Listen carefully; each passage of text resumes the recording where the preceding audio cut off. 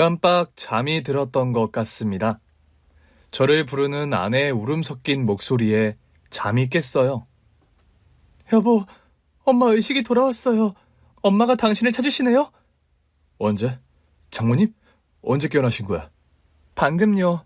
깨어나자마자 당신부터 찾고 계세요. 전 얼른 장모님이 계신 병실로 들어섰습니다. 조금 전만 해도 의료진들로 분주하던 병실이 조용하더군요. 박서방. 들릴 듯 말 듯 작은 목소리로 장모님이 절 불렀습니다. 네, 장모님. 저 여기 있습니다. 전 얼른 장모님 곁으로 달려가서 앙상하게 뼈만 남은 장모님 손을 잡았습니다. 의식은 돌아왔지만 장모님은 숨쉬는 것조차 힘겨우신 듯 했습니다. 의사 선생님은 오늘 밤을 넘기기 힘들 것 같다고 하셨어요. 살아계신 장모님을 뵙는 게 마지막일지도 모른다고 생각하니 저도 모르게 눈물이 나더군요. 여기. 장모님은 제 손에 뭔가를 쥐어주려고 하셨습니다. 장모님, 이게 뭡니까? 자네한테 부탁이 있어.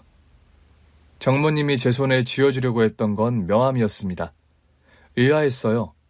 임종 직전에 명함을 주시는 장모님 뜻을 이해하기가 힘들었죠. 장모님은 힘이 드시는지 잠시 말씀을 멈추셨습니다. 이 사람, 자네가... 장모님, 저보고 이 사람을 찾아가라는 거죠? 장모님은 힘겹게 고개를 끄덕이셨습니다. 그래, 꼭. 네, 장모님. 제가 꼭 찾아갈 테니 걱정하지 마세요. 장모님은 제 확답에 안심하시는 것 같았습니다. 전 그 명함의 주인이 누굴까 궁금했지만 지금은 그걸 물을 상황이 아니었죠. 그런데 제가 명함을 주머니에 넣으려는 순간이었습니다. 갑자기 아내가 달려와선 그 명함을 박박 찢어버리는 겁니다. 신경질적으로 말이죠. 전 너무나 당황해서 아내의 행동을 보고만 있었습니다. 당신 왜 그래? 그거 어머님이 주신 명함이잖아. 그걸 찢어버리면 어떡해? 아내가 뭔가 말하려는 것 같았는데요. 그때 장모님의 바이탈 모니터에서 심장 박동수가 급격히 떨어지고 있다는 신호음이 들리는 겁니다. 간호사 선생님이 달려왔고요. 의사 선생님도 오셔서는 저희에게 마지막 인사를 하라고 하더군요. 올 것이 왔구나라는 생각에 눈물이 쏟아지기 시작했습니다. 엄마, 안 돼. 아직 나 엄마하고 하고 싶은 게 맞단 말이야. 아내는 오열하기 시작했습니다. 아들 민석이와 딸 민지도 할머니와 마지막 인사를 하라는 말에 소리내 울기 시작했죠. 할머니 사랑해요. 할머니 죽으면 안 돼. 아직 초등학생인 민지는 장모님을 흔들며 어서 일어나라고 떼를 쓰면서 울었습니다. 학교에서 돌아오면 늘 자신을 반기던 할머니가 죽는다는 사실이 실감되지 않았던 겁니다. 그건 저 역시 마찬가지였어요. 장모님, 장모님 덕분에 제가 부모님 사랑이라는 걸 맛봤습니다. 감사합니다, 장모님. 장모님께 마지막 인사를 하면서도 꿈이면 좋겠다 싶었습니다. 장모님은 제게 엄마 같은 분이셨습니다.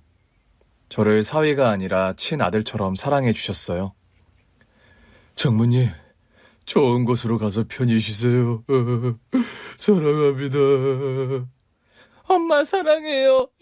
우리 꼭 다시 만나요. 아내도 저도 장모님과 작별하는 게 너무 힘들었습니다. 소란스러운 장례식장에서도 잠시 틈이 나면 장모님 생각에 눈물이 났습니다. 당신, 들어가서 잠시라도 눈 좀 붙여요. 어제도 꼬박 밤을 새우지 않았어요? 아니야, 난 괜찮으니 당신이나 좀 쉬어. 내일 장지까지 가려면 잠을 좀 자둬야지. 슬픔 때문인지 그리움 때문인지 잠도 오지 않았습니다. 장모님이 이젠 저희 곁에 없다는 사실이 믿기지가 않더군요. 장모님의 장례를 마치고 집에 돌아오니 허전함은 더했습니다. 집안 곳곳에 남아있는 흔적 때문에 장모님이 너무 그리워지더군요. 아내 역시 마찬가지인 것 같았습니다. 잠자리에 누워서도 잠들지 못하고 계속 뒤척였어요. 당신 피곤할 텐데 잠이 안 와? 당신도 잠이 안 오나 보네요. 집에 오니 어머님이 생각이 더 나네. 아내와 장모님 얘기를 하다 보니 문득 임종 직전 장모님이 주셨던 명함 생각이 났습니다. 당신 그때 왜 그랬어? 뭘 말이에요? 장모님 돌아가시기 직전에 나한테 명함 주셨잖아. 그 명함 왜 찢어버렸냐고. 장모님 유언이랑 마찬가지인데 나 그때 얼마나 놀랐다고. 아내는 한동안 말이 없었습니다. 왜? 말하려니까 힘들어? 그 명함 우리 아빠 명함이에요. 응? 그게 무슨 말이야? 당신 아버지 돌아가셨다고 하지 않았어? 그랬죠. 엄마는 나한텐 죽은 사람이나 다름없죠. 아내는 아버지가 초등학교 때 돌아가셨다고 했습니다. 그래서 장모님이 보험 일을 하시면서 힘들게 자신을 키웠다고 했어요. 일부러 당신한테 거짓말하려고 한 건 아니에요. 우리를 버리고 간 그 순간 아빠는 나에게 죽은 사람이 됐거든요. 아내가 초등학교 3학년 때 있었던 일이라고 합니다. 학교에 돌아오니 엄마가 울고 있었다고 해요. 집안엔 깨어진 그릇이며 옷가지들로 난장판이었다고 하죠. 엄마 왜 울어? 아빠 때문에 그래? 그즈음 부모님 싸움이 잦았다고 합니다. 아버진 자주 집을 비웠고 어쩌다 집에 들어오면 사소한 일에도 짜증을 부리면서 화를 냈다고 해요. 집안 꼴이 이게 뭐야? 이러니 내가 집에 오고 싶겠어? 장모님은 그런 아버지 억지를 처음엔 참고만 있었다고 합니다. 이걸 지금 나보고 먹으라고 가져온 거야? 반찬꼴이 이게 뭐냐고? 생활비 떨어진 지 오래돼서 그래요. 당신 지난달에도 생활비 안 줬잖아요. 뭐야? 어디서 말대꾸야? 그래서 지금 나한테 반찬으로 시위라도 하는 거야? 그게 아니라 당장 쌀도 사야 하고 주희 운동화도 하나 사줘야 하는데 당신이 생활비를 안 주니까. 으이그, 넌 내가 돈 버는 기계로만 보이지? 남편이 얼마나 힘들게 돈 버는지도 모르고. 그래서 나도 당신이 주는 생활비 아껴 쓰려고 한다고요. 뭐? 아껴 쓴다는 사람이 지금 돈 타령이야? 생활비 좀 안 줬다고 오랜만에 집에 들어온 남편한테 시비냐고? 말도 안 되는 얘기로 트집을 잡고선 화를 내다 나가면 일주일 넘게 집에 들어오지 않는 날도 있었다고 합니다. 당신 그동안 어디 있다가 이제야 집에 들어온 거예요? 배고파. 밥이나 차려. 당신 내 말 안 들려요? 어디 있다 왔냐고요? 왜? 어디라고 하면 당신이 찾아가게? 그즈음 동네에선 아버지가 바람이 났다는 소문이 돌기 시작했다고 합니다. 당신 설마 아니죠? 그렇죠? 뭐가 아니라는 거야? 아, 피곤해. 밥은 됐고 나 자야겠으니까 가서 이불이나 꺼내. 왜 아니라고 말 못해요? 당신 여자 생긴 거 맞냐고요? 이 사람이 어디서 무슨 얘기를 들었길래 생사람을 잡는 거야? 하여튼 사람 피곤하게 하는 데는 1등이라니까. 이러니 내가 집에 들어오기가 싫지.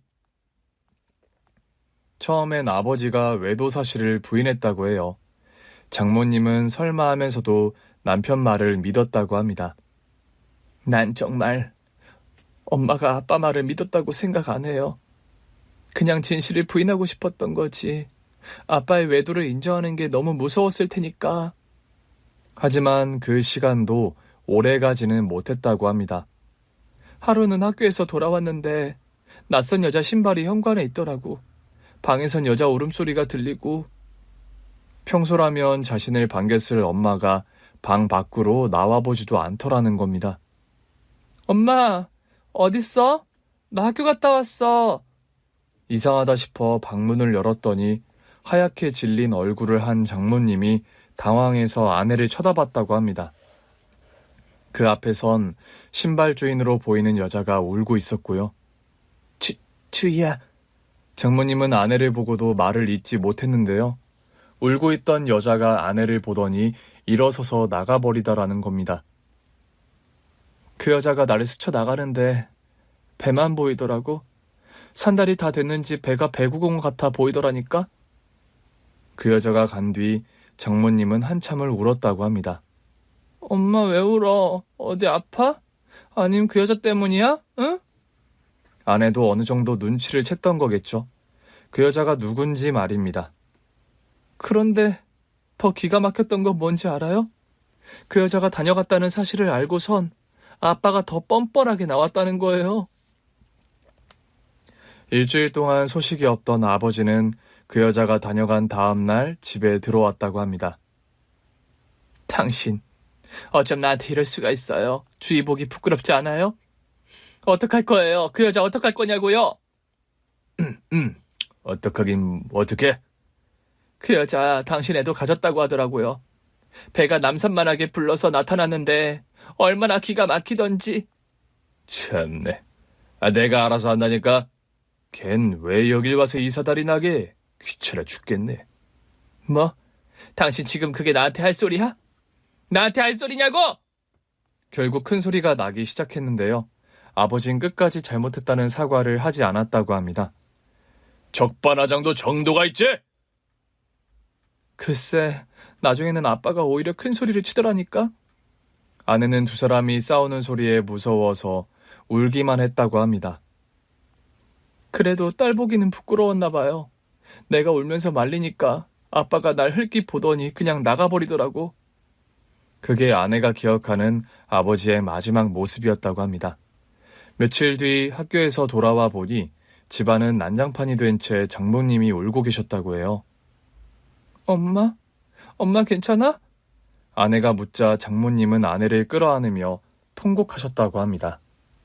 그리고 한 달 후 법원에서 이혼 소장이 날아왔다고 해요. 나중에 엄마한테 들은 얘긴데 엄마는 나 때문에 웬만하면 참고 살려고 하셨다고 하시더라고. 내가 아빠 없는 애라고 손가락질 받는 게 죽기보다 싫으셨대요. 그런데 아버지가 이혼 소송장을 먼저 보내온 거죠. 나 참 기가 막혀서.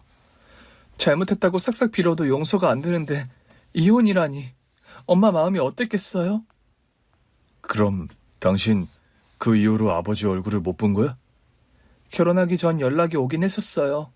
어떻게 알았는지 회사로 전화가 왔더라고요. 결혼식을 일주일 앞두고서였다고 합니다. 주인이야? 거의 20년이라는 시간이 흘렀지만 아내는 단박에 아버지 목소리를 알아들었다고 합니다. 주희야, 나다, 아빠야. 전화 잘못 거셨습니다. 전 아빠 없어요. 옛날에 죽었다고요. 아내는 냉정하게 전화를 끊었다고 합니다. 자신에게는 이미 죽은 사람이나 다름없었기에 일말의 동정심도 일지 않았다고 해요. 대신 장모님께 화를 냈다고 합니다. 엄마야? 엄마가 그 사람한테 내 연락처 알려줬냐고. 주희야, 그 사람이라니. 그래도 널 낳아준 아빠인데. 아빠? 누가 아빠야? 나 아빠 없어. 내 아빠는 이미 오래전에 죽었다고. 휴, 주희야. 그런 말 하면 못 써. 그래도 결혼식장에서 네 손을 잡고 들어갈 사람은 있어야지. 엄마, 지금 무슨 얘기를 하는 거야? 그 사람이 결혼식장에 왜 내 손을 잡고 들어가? 싫어. 그 사람 결혼식에 오는 거 싫단 말이야. 주희야, 그렇게 화만 내지 말고. 엄마 잘 들어? 나 강호 씨한테 우리 아빠 나 어릴 때 죽었다고 했어. 엄마도 그랬잖아. 아빠는 이미 우리한테 죽은 사람이라고. 그러니 다시는 그 사람 얘기 꺼내지 마. 알았지? 아내의 서술에 눌려 장모님은 그 이후 더 이상 아버지 이야기를 꺼내지 않았다고 합니다. 그래도 장모님 유언이나 마찬가지인데 당신 아버지 내가 한번 찾아뵈야 하지 않을까? 아니, 엄마 돌아가셔서 이젠 그 사람 더 볼 일이 없어졌으니 당신 신경 쓰지 말아요. 아내의 태도는 완강했습니다. 전 그 마음 100번, 아니 1000만 번 이해가 됐습니다.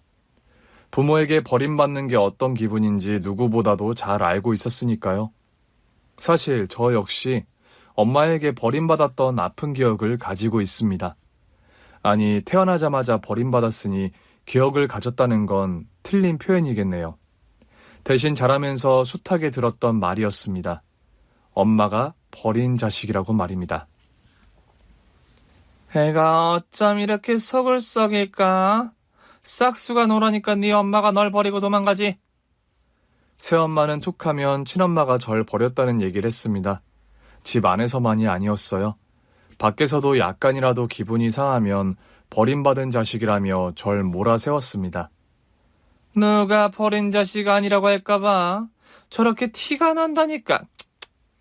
그래서 반 친구들까지 제가 친엄마에게 버림받은 걸 알게 되기가 일쑤였습니다. 야, 박강호, 너 지금 같이 사는 엄마 괴물하며? 뭐라고? 누가 그래?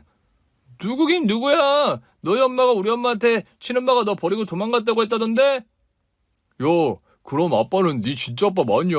아빠도 너 버린 거 아니야? 뭐야? 너 말 다 했어? 친구들이 놀림에 화가 나서 처음엔 싸우기도 많이 싸웠습니다. 아유, 내가 못 살아. 얜 누굴 닮아서 허구한 날 쌈박질이야. 하긴 피는 못 속이지. 오죽 독하면 자식 버리고 갔을라고. 새엄마는 친엄마가 버린 자식이라는 욕으로도 분이 안 풀리면 얼굴도 보지 못한 엄마 험담까지 해댔습니다. 또 어떤 때는 제가 하지도 않은 일을 했다면서 누명을 씌우기도 했어요. 여보, 글쎄 강호 좀 보라니까요. 벌써부터 도둑질이라니. 애가 커서 도대체 뭐가 되겠어요? 아니, 아버지, 저 안 훔쳤어요. 거기 돈이 있는 줄도 몰랐다니까요. 어머, 얘 거짓말하는 것 좀 봐. 너 말고 안방에 들어간 사람이 없는데 어디서 거짓말이야? 안방에 잠시 들어간 건 맞는데요. 돈은 몰라요. 제가 훔치지 않았다고요. 그럼 거기 있던 돈이 어디로 간 거야? 돈에 팔이 달려서 저 혼자 나가기라도 했다는 거니? 당신 그만해. 강호가 안 훔쳤다고 하잖아. 어머머, 당신 지금 내 말이 틀렸다는 거예요? 당신 아들이라고 강호 편드는 거냐고요? 여보, 그게 무슨 말이야? 가족끼리 네 편 내 편이 어디 있어? 내 말이 그 말이잖아요.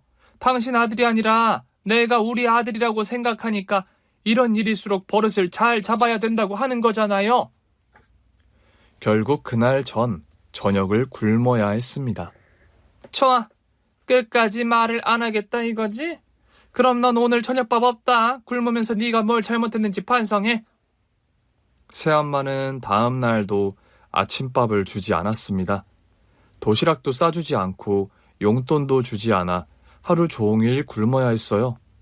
나중에 알고 보니 범인은 동생이었습니다. 동생은 새엄마가 낳은 아들이었는데 저보다 6살 어렸습니다. 동생이 범인이라는 사실을 알고도 새엄마는 사과 한마디 저에게 하지 않았습니다. 강호, 너 아빠한테 고자질 하기만 해. 그럼 나도 가만히 안 있을 테니. 오히려 아버지에게 얘기하지 말라면서 절 협박했습니다. 물론 동생은 어떤 벌도 받지 않았죠. 아버지는 새엄마처럼 절 괴롭히지는 않았지만 저에게 무관심했습니다.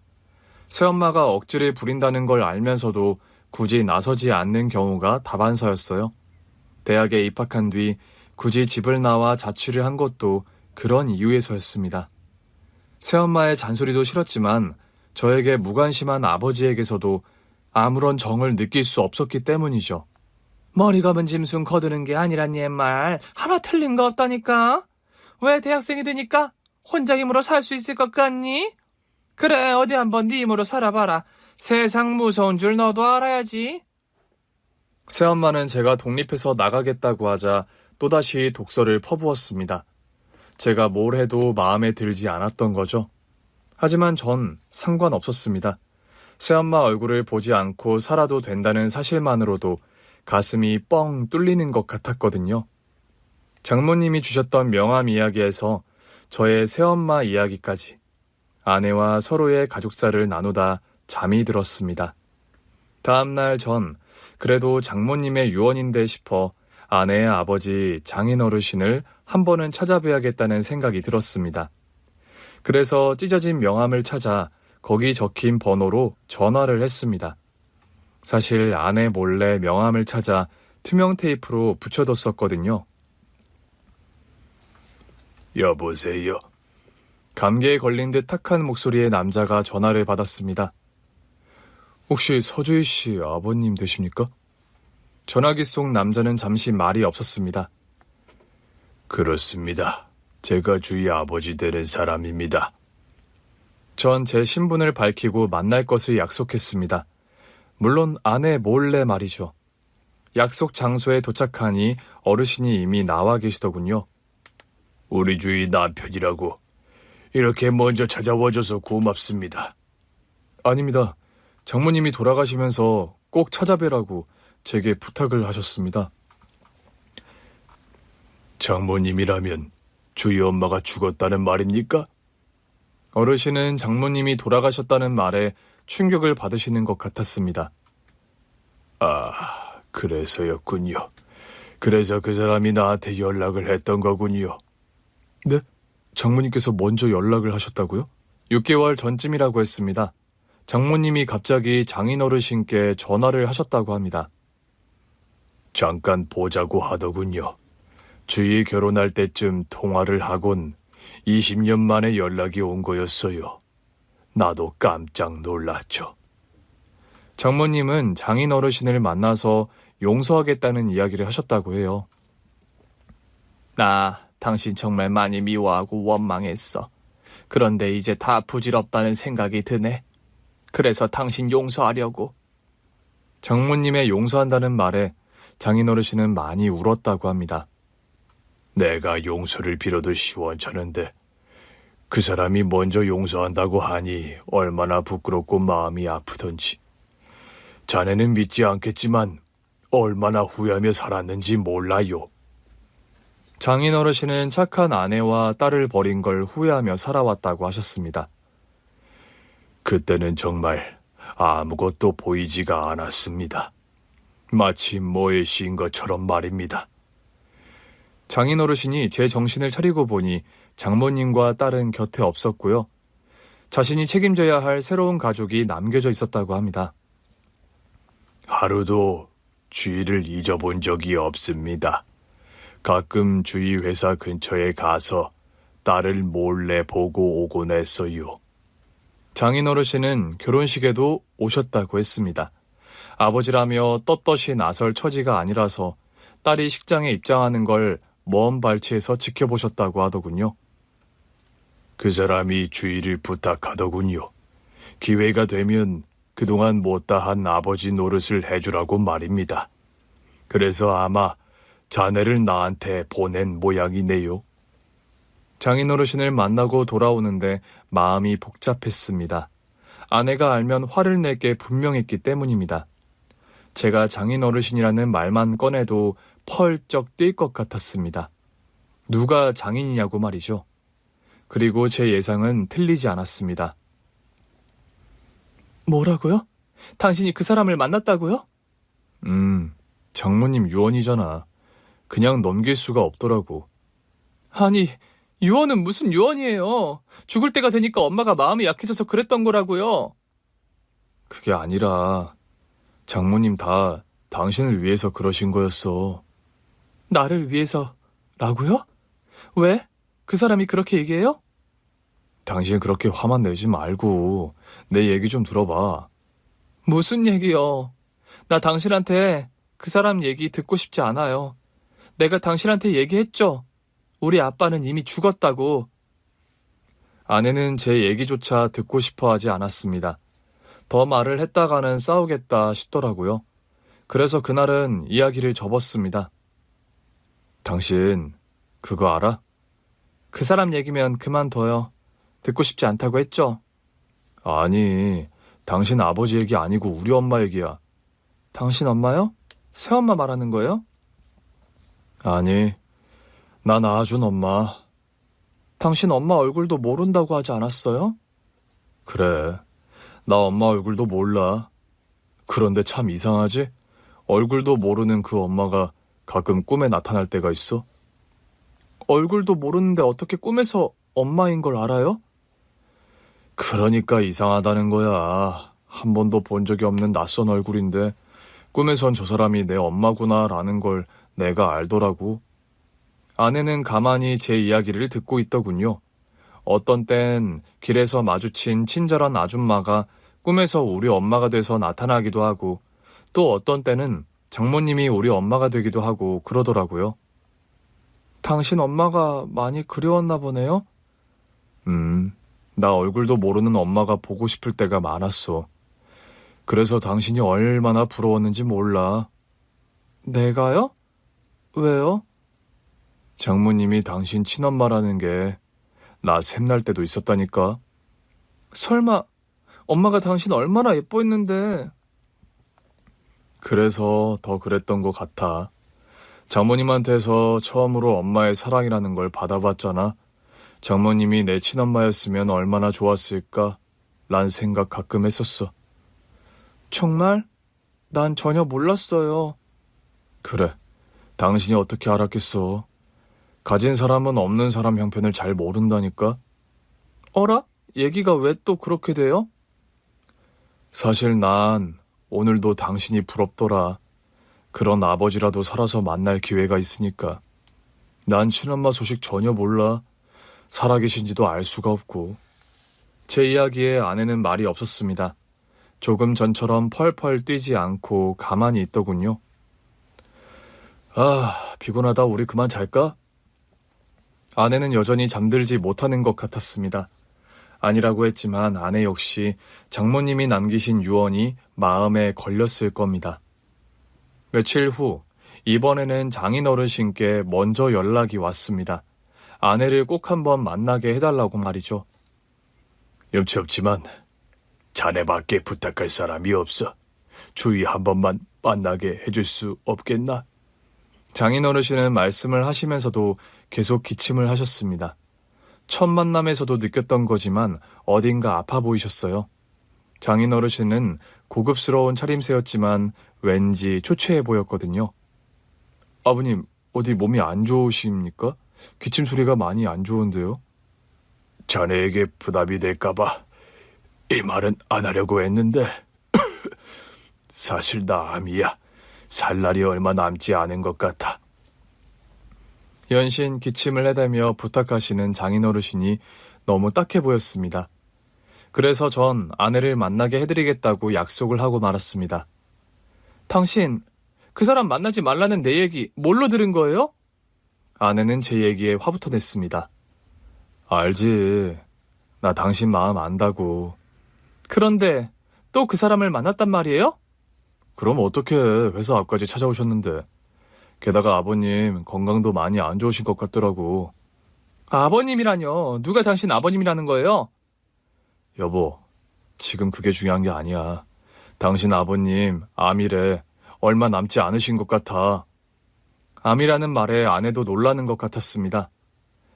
당신 마음 나도 아는데 암이라고 하시잖아. 만약 이대로 돌아가시면 당신 후회 안 하겠어?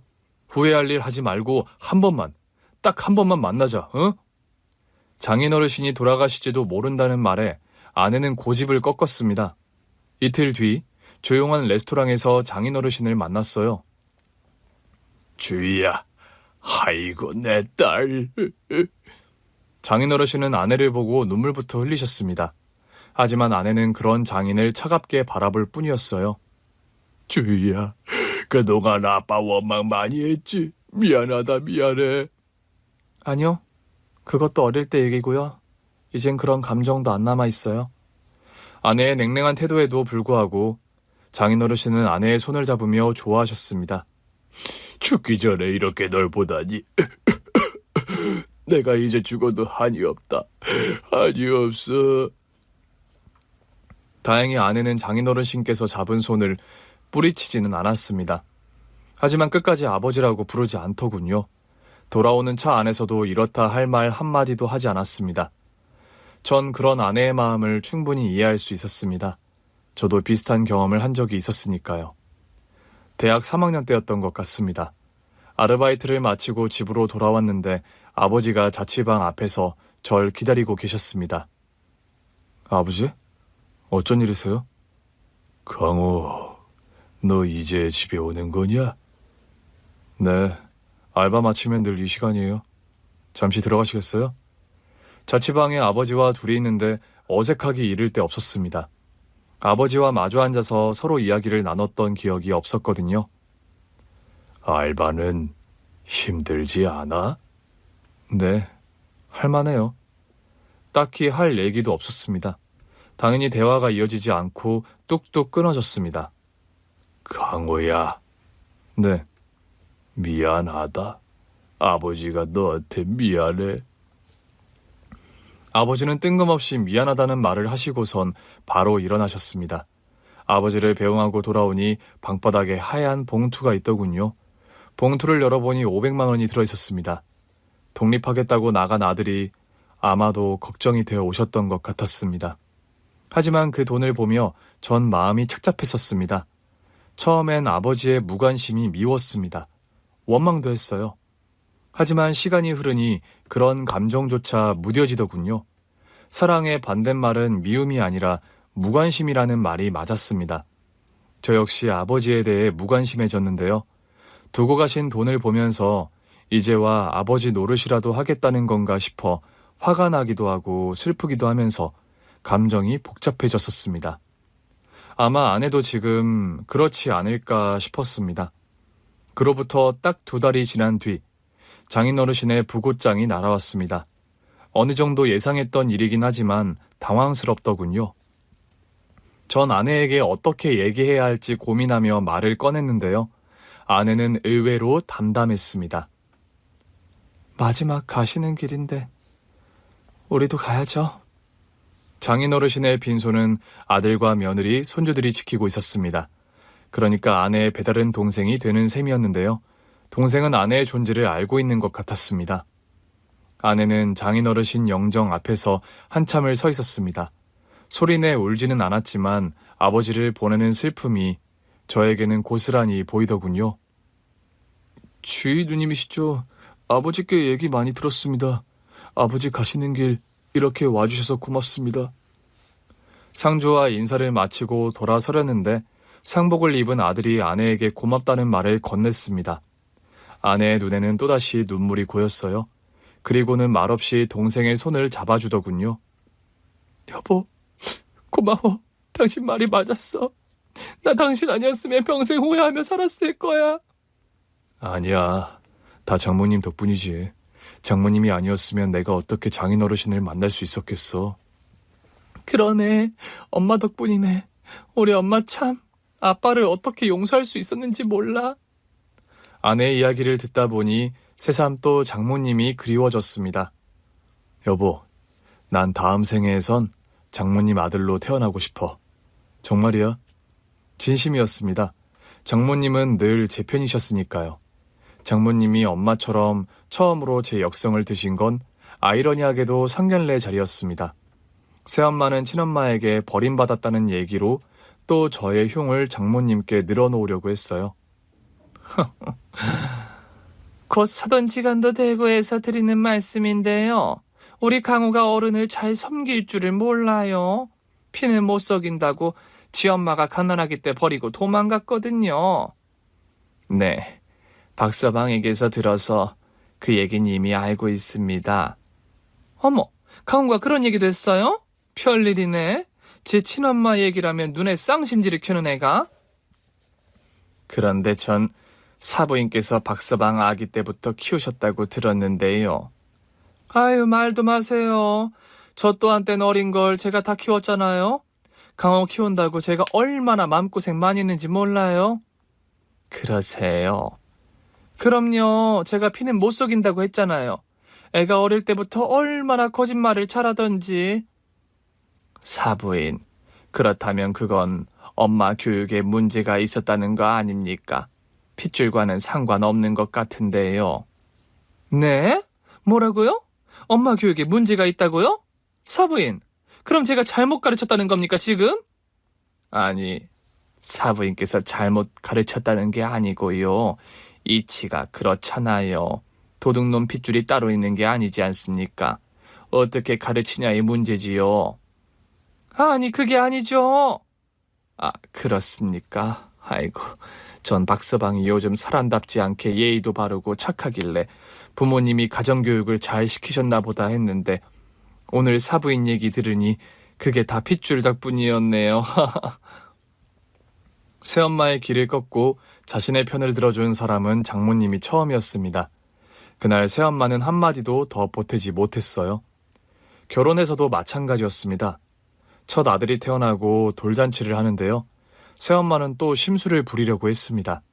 곰도 구르는 재주가 있다더니 너한테 어떻게 이런 아들이 다 나왔니? 아니다. 얘도 너처럼 버림받으려나? 사부인, 버리긴 누가 버려요. 내일부터 우리 민석이 제가 돌볼 겁니다. 네? 사부인이 민석이를 돌본다고요? 왜요? 왜긴 왜입니까? 제가 베이비시터를 차청했으니 그런 거죠.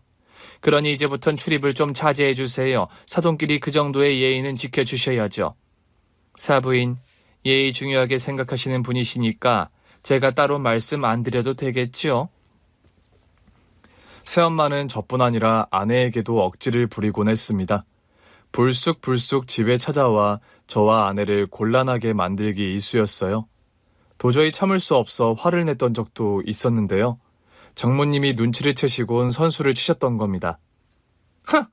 세상 참 좋아졌네, 좋아졌어. 장모가 사위 집에 들어가서 산다니, 안 그래요, 여보? 당신, 그만 좀 해. 사부인 보기 부끄럽지도 않아? 아니, 당신은 왜 화를 내고 그래요? 내가 뭘 잘못했다고? 내 말 틀린 거 있어요? 당신, 강호일이면 못 잡아먹어서 안달이잖아. 당신의 그 음흉한 속내, 내가 그동안 몰라서 참은 줄 알아? 뭐라고요? 음흉하다고요? 당신 지금 말 다 했어요? 어허, 조용히 하지 못해? 여기 민석이 돌잔치 자리야. 어디 교양 없이. 뭐, 교양? 아이고, 지금 이 자리가 다 누구 덕분인데, 갓난 핏덩이를 고생해서 키운 게 누군데? 당신 그만하지 못해? 그래, 못한다. 지금까지 내가 강호 재 키운다고 얼마나 고생을 했는데, 이빨은 소리 좀 했다고, 아이고. 결국 그날 민석이 돌잔치는 난장판으로 끝났습니다. 하지만 전 속이 후련하더군요. 새엄마 강짜를 아버지가 드디어 해결하셨거든요. 미안하다, 강호야. 앞으로 네 엄마, 너희 집에 드나드는 일이 없도록 감아. 처음으로 아버지가 제 편을 드셨고요. 아버지 말씀처럼 새엄마는 저희 집에 나타나지 않았습니다. 명절날 본가에 가도 전처럼 시비를 걸지도 억지를 부리지도 않더군요. 또 저나 아내와 가능한 마주치는 걸 새엄마가 먼저 피했습니다. 전 다행이다 싶었죠. 이후 새엄마를 보지도 않고 사는 평화로운 날들이 계속됐습니다. 장인어르신의 장례식에서 집으로 돌아오자 아내가 피곤했는지 바로 잠이 들었습니다. 오랜만에 깊은 잠을 자는 것 같아 안심이 되더군요. 여보, 나 어제 정말 오랜만에 단잠을 잤어요. 그래, 그런 것 같더라고. 꿈에 엄마를 만났는데 엄마가 잘했다고 날 안아주더라고요. 그랬어? 사실 나 어제 아빠 영정사진 보면서 죄송하다고 했거든요. 아빠 미워하고 원망했던 거 미안하다고. 그리고 그때 아버지가 용서해달라고 할 때 대답하지 못했던 거 후회한다고 말씀드렸어요. 잘했어. 당신 마음 장인어르신도 아실 거야. 그럴까요? 아빠도 아실까요? 그럼 나도 보이던데 장인어르신은 당연히 아시지. 아버지를 용서했기 때문일까요? 아내의 얼굴이 훨씬 밝아 보였습니다. 장인어르신의 장례가 끝난 후 일주일 뒤에 아내는 동생으로부터 뜻하지 않은 연락도 받았습니다. 주인님, 제가 연락드려서 많이 놀라셨죠? 아, 네. 좀 놀라긴 했어요. 말 편하게 놓으세요. 제가 누님보다 10살이나 아래입니다. 10살 아래라는 말에 아내는 문득 옛날 일이 떠올랐다고 합니다. 학교에서 돌아왔는데 엄마 앞에서 울고 있던 여자 말입니다. 그때 그 여자가 만삭이었던 게 기억났다고 해요. 아버지가 누님 얘기 많이 하셨어요. 제 얘길요? 네, 제 성격이 누님과 많이 닮았다고요. 동생은 아버지의 유언을 전하기 위해 찾아왔다고 했습니다. 아버지가 누님께도 유산을 남기셨어요. 누님께 못할 짓을 했다고 많이 후회하셨거든요. 유산이라는 말에 아내도 저도 얼떨떨했습니다. 아버지 유언이니 부담 가지지 말고 받아주세요. 그래야 아버지도 평안하게 눈을 감으시죠. 장인어르신이 아내에게 남긴 유산은 서울 근교의 작은 땅이었습니다. 나 어릴 때 아빠랑 주말 농장에 가곤 했었어요. 상추랑 고추랑 감자도 심었는데 얼마나 재밌었다고요. 그때 아빠가 그랬어요. 아빠 돈 많이 벌어서 나중에 시골에 근사한 집 지을 테니까 나 결혼해서 자주 놀러 오라고요. 장인어르신의 빅피초였네. 당신 결혼해서도 오라고 하셨으니. 그러게요. 그때 아빠는 지금 같은 상황을 상상도 못 하셨을 테니까요. 그럼 나중에 우리가 거기 가서 집 짓고 살까? 우리 애들이 결혼해서 놀러 오게. 화해는 또 다른 화해를 낳는 것 같습니다. 아버지와의 화해가 배다른 동생과의 화해로까지 이어졌어요. 장례식 이후 동생은 가끔 우리에게 연락을 했고요. 지금은 가족끼리도 서로 왕래하는 사이가 됐습니다. 졸지에 전 처남이 생겼는데요. 처남이 있으니 좋더라고요. 형님, 이번 주말 날씨 좋다고 하던데 다 같이 캠핑 어떠세요? 캠핑 좋지. 민석이 엄마한테 내가 얘기해볼게. 네, 고기하고 간식은 제가 준비할게요. 아니야, 지난번에도 처남이 준비했잖아. 이번엔 우리 집에서 할게. 아니에요, 제가 거래하는 좋은 데가 있어서 그래요. 고기는 제가 준비할 테니 형님은 좋은 와인 좀 부탁드릴게요. 새로운 가족이 생기니 좋았습니다. 아니, 서로의 아픔을 보듬어주는 가족이 있으니 삶이 달라지는 것 같았습니다. 누님, 고기 맛 어떠세요? 제가 특별히 좋은 걸로 부탁해서 가져온 겁니다. 정말? 그래서 그런지 입에 살살 녹는 게 완전 꿀맛인데? 아유, 형님, 말도 마세요. 이이가 고기 숙성시킨다고 냉장고를 다 차지했었다니까요. 숙성을 잘해야 제맛이 난다나 뭐라나. 하여튼 형님 가족이랑 캠핑 간다고 하면 어찌나 유별나게 준비를 하는지. 야, 우리 처남한테 감사해야겠는걸. 아무나 이 고기 맛을 볼 수 없다는 거잖아. 안 그래, 여보? 그래, 대규야 너무 고맙다. 이 사람이랑 캠핑 가잖아? 그럼 고기가 뭐니 라면도 제대로 얻어먹기 힘들다니까. 뭐야 당신? 지금 동생 있다고 나한테 유세하는 거야? 그럼요. 이 정도 급이면 유세할만 하죠. 하하. 누님, 얘기만 하세요. 누님이 원하시면 꿀맛 같은 고기 언제든 대령하겠습니다. 헤헤. 아내도 그랬지만 처남 역시 상처를 아는 채 살아왔었다고 해요. 외도로 낳은 아들이라는 꼬리표가 늘 따라붙었었다고 하는데요. 아내와의 화해로 그 꼬리표에서 마음이 해방됐던 겁니다. 그리고 저 역시 친엄마에 대한 미움에서 벗어나게 됐습니다. 그토록 그리워하면서도 원망했던 엄마를 만나게 됐기 때문입니다. 그날은 주문량이 많아 회사 일이 분주하게 돌아가고 있었던 때였습니다. 점심때쯤 아버지에게 전화가 온 겁니다. 강호야, 통화 괜찮니? 네, 아버지, 무슨 일 있으세요? 웬만한 일에는 연락을 하지 않던 아버지라 전 무슨 일이라도 생겼나 싶어 걱정이 됐습니다. 무슨 일이 있는 건 아니고 아버지는 잠깐 뜸을 들이시더군요. 네 엄마한테 연락이 왔어. 네 친엄마 말이다. 아버지로부터 친엄마라는 말을 듣는데 왠지 남의 일 같았습니다. 그냥 너한테도 얘기를 해야 할 것 같아서 그만 끊는다. 제가 대답이 없자 아버지는 전화를 끊으셨어요. 전 어찌할 바를 모르겠더군요. 까맣게 잊고 지내던 친엄마 소식을 들었는데 아무런 감정도 느낄 수가 없었습니다. 당신 무슨 일 있었어요? 얼굴이 안 좋아 보이네? 그래? 네, 회사에 뭔 일이 있었어요? 요즘 경기가 많이 어렵다던데 당신 회사에도 그 불똥이 튄 거예요? 아니야.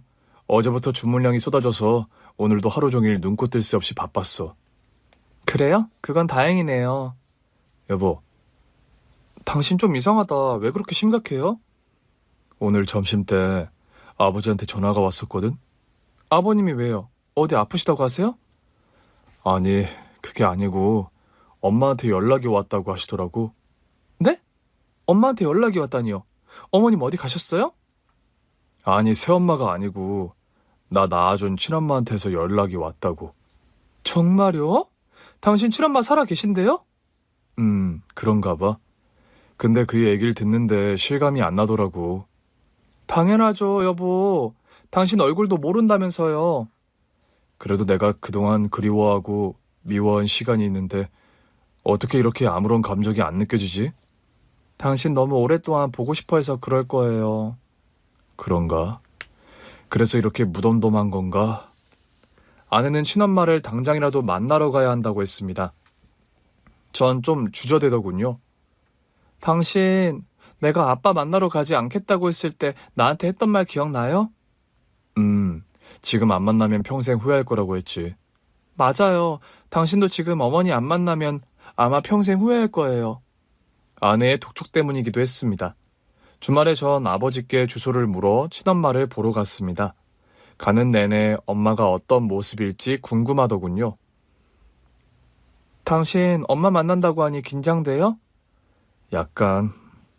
얼굴도 본 적이 없어서 어떤 모습일지 궁금하긴 해.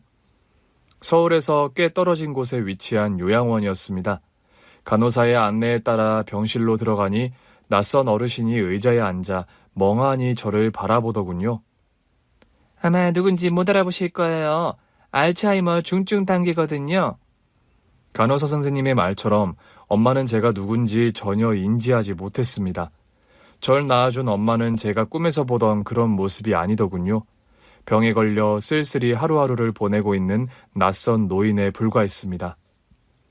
저와 아내는 몸도 닦여드리고 산책도 시켜드리면서 한참을 함께 시간을 보내다 돌아왔습니다. 당신 괜찮아요?